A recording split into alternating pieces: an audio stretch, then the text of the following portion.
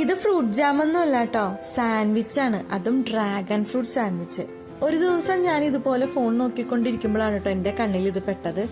അപ്പൊ ഞാനും അതിശയിച്ചു പോയിട്ടോ, ഡ്രാഗൺ ഫ്രൂട്ടിന്റെ സാൻഡ്വിച്ച് വന്നു. വീഡിയോ ഫുള്ള് കണ്ടതിന് ശേഷം നോക്കുമ്പോ എന്താ ഭയങ്കര എളുപ്പവുമാണ്, കുറച്ച് ഇൻഗ്രീഡിയൻസും മതി കേട്ടോ.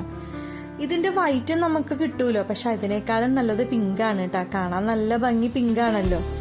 ഇതിന് ശേഷം നമ്മൾ ഇത് ചൂടാറിയതിന് ശേഷം നമുക്കൊരു ബോക്സിലേക്ക് മാറ്റി ഫ്രിഡ്ജിൽ വെച്ച് സൂക്ഷിക്കാം കേട്ടോ.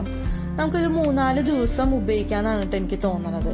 ഇതുപോലെ തന്നെ മാംഗോയും ബനാനയൊക്കെ ഉണ്ടാക്കി എടുക്കാന്ന് എനിക്ക് തോന്നുന്നു. ഒരു ദിവസം അതും ഉണ്ടാക്കാന്ന് മനസ്സിൽ വിചാരിച്ചിട്ടുണ്ട് കേട്ടോ. ഈ ഒരു സാൻഡ്വിച്ച് മതി കേട്ടോ, എന്താ പറയാ, വയറ് നിറയാനായിട്ട്.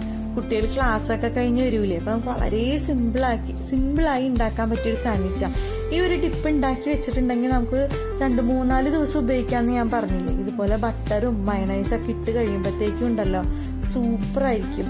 എന്താ പറയുക, ഇതിന്റെ ടേസ്റ്റ് പറഞ്ഞറിയിക്കാനേ വയ്യാട്ടോ. അപ്പൊ 10 മിനിറ്റ് കൊണ്ട് നമുക്ക് അടിപൊളിയായിട്ട് വെറൈറ്റി ആയിട്ടുള്ള സാൻഡ്വിച്ച് റെഡിയാക്കി എടുക്കാം കേട്ടോ. ഈ ഡ്രാഗൺ ഫ്രൂട്ട് ഇഷ്ടമല്ലാത്ത കുട്ടികളൊക്കെ ഉണ്ടാവില്ലേ, അവരെ നമുക്ക് ഈസി ആയിട്ട് ഇത് കഴിപ്പിച്ചെടുക്കാം കേട്ടോ. ലച്ചുവിന് പിന്നെ ഡ്രാഗൺ ഫ്രൂട്ടും ചീസൊക്കെ ഇഷ്ടമുള്ളത് കൊണ്ട് 100% ഇത് അവൾ കഴിക്കുന്നതാണ് എനിക്ക് തോന്നുന്നത്.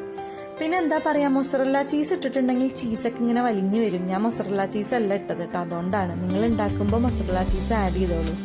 വീഡിയോ ഇഷ്ടമായിട്ടുണ്ടെങ്കിൽ ലൈക്ക് ചെയ്യണം, ഷെയർ ചെയ്യണം, സബ്സ്ക്രൈബ് ചെയ്യണം, കമന്റ് ചെയ്യണം.